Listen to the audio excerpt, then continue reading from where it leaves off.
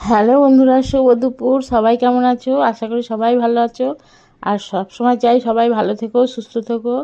তো দেখো, কালকের মতন আজকেও কেমন ওয়েদারটা প্রচণ্ড মেঘ করেছে আমাদের এখানে। তো মনে হচ্ছে এক্ষুনি বৃষ্টি নামবে। আর দেখো, টিপ টিপ করে নেমেও গেছে। আস্তে আস্তে মনে হচ্ছে না বাড়ছে বৃষ্টিটা। তো বৃষ্টি মনে হচ্ছে আর থামবে না, একদম পুজো শেষ অবধি বৃষ্টি হয়েই যাবে, যা দেখতে পাচ্ছি। তো চলো, যাই হোক, যেমন রোজকার মতন আজকেও সেই দুপুরে রেসিপি রান্নার মেনু নিয়ে চলে এসেছি তোমাদের সাথে শেয়ার করতে। আমি বিশাখাশীল। তো চলো ঝটপট দেখে নাও যে আজকে আমার দুপুরের রান্নার কি মেনু হয়েছে। আজকেও একদমই সিম্পলি করেছি, যেহেতু জানো তো তোমরা আমার রাতে দোকান করতে হয়, সারা রাত দোকান করি। আজকে এসে একদম ঘুমিয়ে পড়েছি, একদম 12টা বেজে গেছে। উঠে দেখছি 12টা, উঠে ছটপট করে একদম হালকা ফুলকার মতন করলাম। তো দেখো, এখানে আছে ডিমের ঝোল। এটা আজকে শুধু ডিমের ঝোলটাই রান্না করেছি, আর ভাত করেছি আলু দিয়ে পেঁপে দিয়ে পাতলা পাতলা করে ডিমের ঝোল করেছি।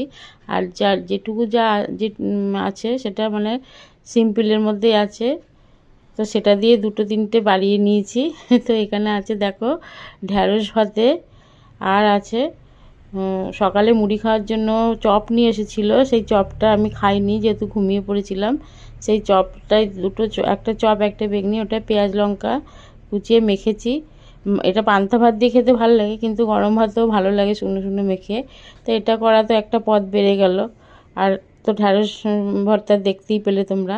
আর কালকে যে আলু দিয়ে সবজি ডাল দিয়ে করেছিলাম মাখা মাখা করে, সেটাই ছিল, সেটাও আজকে দুপুরে হয়ে গেল, সবটা খাইনি। তো দেখো, রান্না করেছি শুধু ডিমের ঝোল আর ভাত, কিন্তু হয়ে গেল দুটো তিনটে পদ। তো আমাদের মধ্যবিত্তদের ঘরে এরকমভাবে আমাদের চালিয়ে নিতে হয়। তো বন্ধুরা দেখো, আমার খাবার রেডি। তো তোমরাও খেতে বসে পড়ো। আর ঝমঝমিয়ে তো বৃষ্টি নেমে গেছে। তো সবাই ভালো থেকো, সুস্থ থেকো। ভিডিও ভালো লাগলে লাইক কমেন্ট শেয়ার করে অবশ্যই পাশে থেকো। Tata, by.